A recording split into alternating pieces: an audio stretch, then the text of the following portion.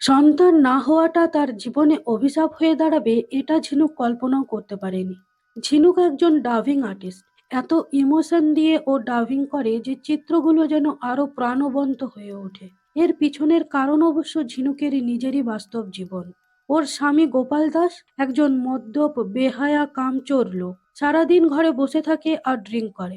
ঝিনুক night shift duty করে ডাভিং করে। সেজন্য গোপাল তাকে বেশ্যা আরো নোংরা ভাষায় গালাগালি করে থাকে, মারধর করে। তারপরেও ঝিনুককে সকাল হলে এই বাড়িতেই ফিরতে হয়। একটা সিরিয়ালে বউ তার হাজবেন্ডকে মেরে ফেলছে। এই সিনের ডাবিং করতে গিয়ে ঝিনুক সেই জায়গায় নিজেকেই কল্পনা করে যে ও গোপাল দাসকে মেরে ফেলছে। জীবনটা কতটা জঘন্য হয়ে গেলে একটা মানুষ এটা ভাবতে পারে। প্রতিদিনের একই ঝামেলায় ঝিনুক অতিষ্ঠ হয়ে উঠেছিল। কাজ থেকে ফিরে একদিন সকালে পেপারে অবধি কুকিং ওয়ার্কশপের একটা অ্যাড দেখলো ঝিনুক। অনেক কষ্টে 12,000 টাকা জমিয়েছিল। তা দিয়েই ঝিনুক সেই ওয়ার্কশপে গিয়ে হাজির হলো। ঝিনুক এসে দেখলো সেখানে সব হাইফাই লোকেদের ভিড়, যাদের হয়তো রান্নাঘরে ঢোকার কোনো দরকারই নেই। শেফ সাজেদ আলী সবাইকে লখনৌয়ের রান্নার পদ্ধতি শেখাচ্ছেন। সেখানে সাহানা সেন বলে একটি মেয়ের পাশের সিটে গিয়ে বসলো ঝিনুক। এরপর আলাপ পরিচয়ের থেকে দুজনের মধ্যে ভালো বন্ধুত্ব হয়ে গেল। ঝিনুক বলল, আমার স্বপ্ন এমন একটা সুন্দর রান্নাঘর হবে, কিন্তু কাজের চাপে সব স্বপ্নই চাপা পড়ে যায়। আসলে আমার বরের শরীরটা খুব খারাপ, তো কিছুই করে না। বাড়ির বাইরের সব কাজ আমাকেই করতে হয়। আমি ডাবিং করি, নাইট শিফট। সাহানা বলল, আসলে স্বপ্ন মানেই তো অধরা, তবুও তাদের পুষতে হয়, যত্ন করতে হয়। কি সুন্দর চুলটা তোমার, একটু ছোট তো করতে পারো। এত সুন্দর চোখগুলো সবাইকে দেখতে দাও। ঝিনুকের বেশ ভালো লাগলো কথাটা। ও পার্লারে গিয়ে চুলটা একটু ছোট করে ফেললো। পরের দিন সেজে গুজে বাড়ি থেকে বেরোলো ঝিনুক। রাস্তায় চায়ের দোকানে বসেছিল গোপাল দাস। ঝিনুককে এই সেজেগুজে বেরোনোর জন্য সবার সামনে যাচ্ছে তাই নোংরা ভাষায় গালাগালি দিল। ঝিনুক তাকে চুপ করতে বললে সকলের সামনেই থাপ্পড় মারল গোপাল। ভীষণ আনন্দের সাথে বাড়ি থেকে বেরিয়েছিল ঝিনুক। আনন্দটা মুহূর্তে মিলিয়ে গেল। ওয়ার্কশপে পৌঁছে সাহানা ঝিনুককে দেখেই জিজ্ঞেস করলো, কি হয়েছে ঝিনুক? ঝিনুক প্রথমে কিছুই না বলেই কেঁদে ফেলল। তারপর বলল গোপালের অসভ্যতামির কথা। ঝিনুক বলল, আমি জানি না সাহানা, কি করে ওই ঘরটাতে ফিরবো, সেটা ভেবেই আমি শিউরে উঠছি। সাহানা বলল, মজার ব্যাপার কি জানো ঝিনুক, তোমার আমার পৃথিবীটা আলাদা হতে পারে, কিন্তু আমাদের জীবনটা অনেকটাই একরকম। আমার বর doctor Arjun Sen, IVF surgeon. ও আমাকে সারা জীবন সবকিছু প্রোভাইড করেছে, সঙ্গটুকু বাদ দিয়ে। ও নিজের জগৎ নিয়েই থাকে, ওর ক্লিনিক, ওর নেটওয়ার্কিং, ওর সুসজ্জিত সাকসেসফুল জীবনে আমি শুধু একটা ট্রফি মাত্র। পরদিন ওয়ার্কশপে একটু খাওয়া দাওয়ার ব্যবস্থা করা হয়েছিল। সব মেয়েরাই আনন্দ ফুর্তি করছে। আজ ওয়ার্কশপের শেষ দিন। শাহানার মোবাইলে একটা কল এলো, ওর বরের ফোন। একটু আলাদা সরে গিয়ে ও ফোনটা রিসিভ করলো। আসলে মাসা জুয়েলার্স থেকে সাহানা একটা ব্রেসলেট অর্ডার করেছিল, আর সেটা অর্জুনকে জানায়নি। অর্জুনের কাছে এসব ফালতু খরচা। ও প্রান্ত থেকে ওর বর বলল, আমি তোমাকে আমার সব ব্যাংক অ্যাকাউন্ট থেকে কাট অফ করে দিচ্ছি, তুমি তোমার খরচা নিজে বহন করো। ঝিনুক সেখানে এসে সবকিছু ঠিক আছে জানতে চাইলে সাহানা এবার কাঁদতে কাঁদতে বলল অর্জুনের কথাগুলো। সাহানা বলল, আসল ব্যাপারটা হলো ও আমাকে কোণ ঠাসা করে মেরে ফেলতে চায়। ঝিনুক কাছে এসে বলল, একটা কথা বলবো, আমার বরকে তুমি মেরে দাও আর তোমার বরকে আমি। খুব গম্ভীর হয়ে কথাটা শুনল সাহানা। তারপর ঝিনুক হেসে বলল, আরে ইয়ার কি করছিলাম, মজা করছিলাম। ঝিনুক স্বপ্ন দেখছে ও গোপালকে তেল হলুদ নুন মশলা মাখিয়ে কোরমা বানানোর জন্য রেডি করছে। ওদিকে গোপালের চিৎকারে ঘুম ভেঙে গেল ঝিনুকের। ও ওয়ার্কশপের কাগজটা দেখতে পেয়ে গেছে। গালাগালি দিয়ে ঝিনুককে বলছে, এত টাকা কোথা থেকে পেলি, আমার টাকা চুরি করেছিস না? ঝিনুকের ঘাড় ধরে বেলকানির রেলিং এর সামনে নিয়ে গিয়ে বলল, এখান থেকে একদিন তোকে ফেলে দেব। সেদিন রাত্রে কসমকস হিন্দি সিরিয়ালের বাংলা ডাবিং করছিল ঝিনুক। নীল বলল, আজ বোধহয় তোমার তাড়াতাড়ি হয়ে যাবে ঝিনুক দি। ঝিনুক বলল, কি লাভ তাতে, রাতে তো আর বাস পাবো না, তার চেয়ে চল বাকিটা করে নি। নীলের ইচ্ছা ছিল ঝিনুকদের সাথে এক কাপ চা খাওয়ার, কিন্তু ঝিনুক কোনো দিনই সেটা করেনি। যাই হোক, সকালে বাড়ি ফিরে ঝিনুক দেখলো বাড়ির দরজায় প্রচুর ভিড়। কি হয়েছে দেখতে গেলে ঝিনুক দেখলো গোপাল বারান্দার রেলিং থেকে পড়ে গেছে। মাটিতে রক্তাক্ত অবস্থায় পড়ে রয়েছে গোপালের মৃতদেহ। ঝিনুক থমথমে অবস্থায় প্রথমে ঘরে ঢুকে এক কাপ চা খেলো। এ যেন মুক্তির স্বাদ। নিচে তখন পুলিশ চলে এসেছে। এরপর ঝিনুক গেল মুচিপুকুর থানায়, ইন্সপেক্টর ভূপেন ভাদুড়ির কাছে। অফিসার ভাদুড়ি ঝিনুককে কাল রাত্রে কি হয়েছিল তার একটা স্টেটমেন্ট দিতে বলল। ঝিনুক বলল, আমি সকাল 7টার সময় বাড়ি ফিরে আসি, এসে দেখি ওই অবস্থা। গোপাল রোজই ড্রিঙ্ক করতো সারা রাত। আমি যখন বেরিয়েছিলাম তখনও ও ড্রিঙ্ক করছিল। রোজই ড্রিঙ্ক করে মাতলামো করতো। আমাদের বিবাহিত জীবনের সম্পর্ক আর 5টা বিবাহিত জীবনের সম্পর্কের মতোই, অনেক বছর বিয়ে হয়ে গেলে যেমন হয়। অফিসার ভাদুড়ি বলল, তাহলে আপনি বলছেন আপনার হাজবেন্ডের মৃত্যুটা নিছক দুর্ঘটনা? উনি ড্রিঙ্ক করে ব্যালকনি থেকে নিচে পড়ে গেছেন? কিন্তু আমাদেরকে তো সমস্ত অ্যাঙ্গেলটা একটু আলাদা করে দেখে নিতে হবে। এরপর শুয়ে শুয়ে ঝিনুক ভাবল, সাহানাই কি তাহলে এটা করলো? কিন্তু আমি তো ইয়ার্কি মারছিলাম। না না, এটা হতে পারে না। এবার একটা স্বাধীন জীবন পেল ঝিনুক। কি শান্তি! সুন্দর করে ঘরটা গোছালো ঝিনুক। একটু গান শুনতে ইচ্ছে করছিল, বৃষ্টিতে ভিজতেও ইচ্ছে করছিল। এরপর শপিং মলে গেল কিছু জিনিস কিনতে। সেখানে দেখা হলো সাহানার সাথে। দেখা হলো বললে ভুল হবে, সাহানা যেন ঝিনুককে সবসময় ফলো করছে। খুব সাবধানে কানের কাছে এসে সাহানা ঝিনুককে বলল, আমি আমার কাজটা করে দিয়েছি, এবার তোমার পালা। এবার তুমি অর্জুনকে মারবে, এটাই তো কথা ছিল। আমি তোমার উপর লক্ষ্য রাখবো। সসের বোতলটা ঝিনুকের হাত থেকে পড়ে ভেঙে গেল। এবার কি করবে ও? ভয়ে আতঙ্কে সব জায়গায় ও কেবল সাহানাকেই দেখতে পাচ্ছিল।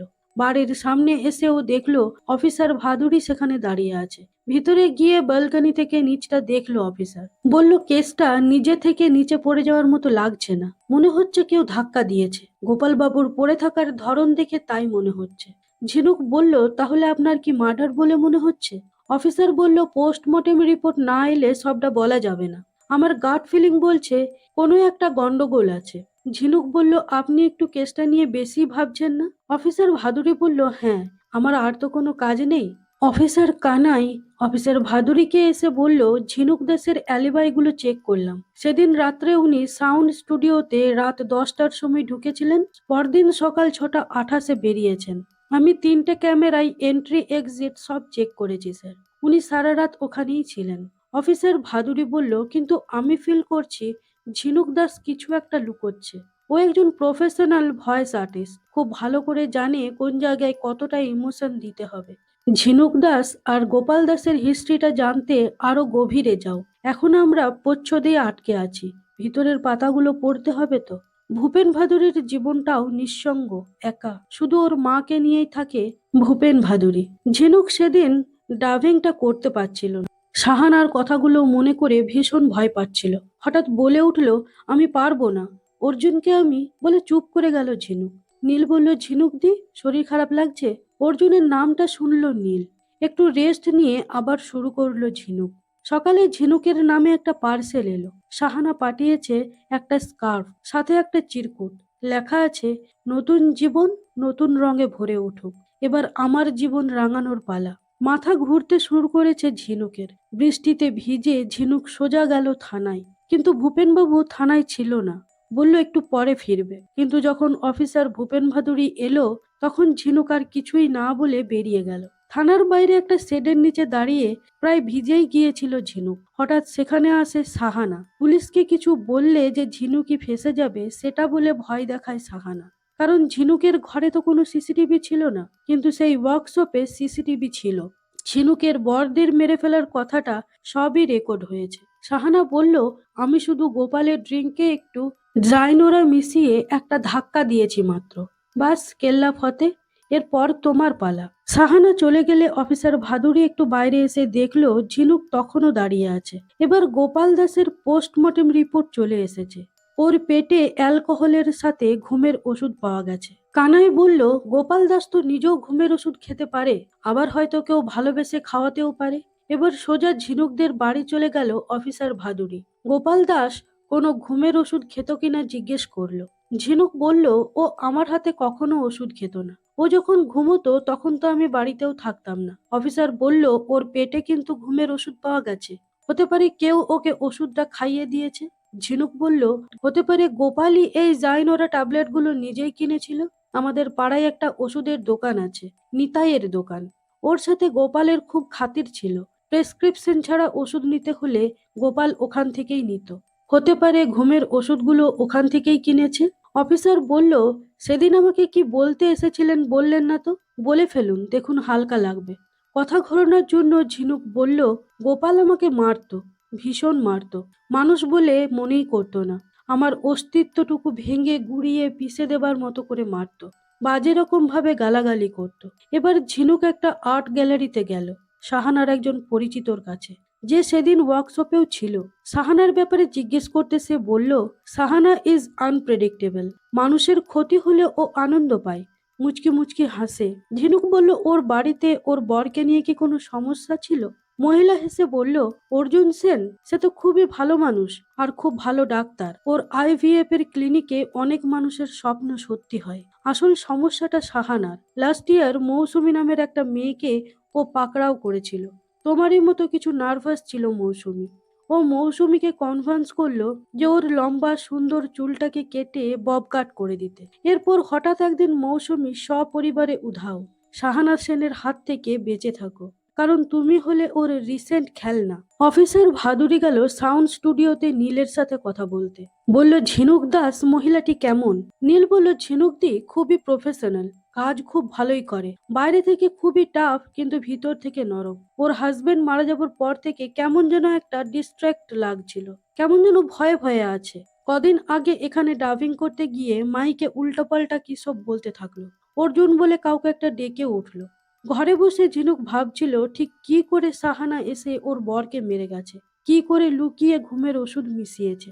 এরপর নিউজ পেপারের সাথে একটা চিরকুট পাঠিয়ে ঝিনুককে সাহানা সিনেমা হলে দেখা করতে বলল।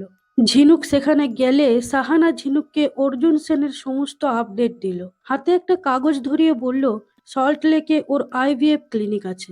ক্লিনিকে যাই সকাল 9টায়, 1টা অবধি থাকে। তারপর আবার বসে বিকেল 5টা থেকে সন্ধ্যে 7টা অবধি। সন্ধ্যাবেলা ঝিনুক গেল সাউন্ড স্টুডিওতে। নীলকে বলল, তোর কম্পিউটারটা একবার ইউজ করব। একটা ফর্ম ডাউনলোড করব, কিছুতেই মোবাইলে হচ্ছে না। নীল বলল, অবশ্যই, তুমি করো, আমি একটু চা খেয়ে আসি।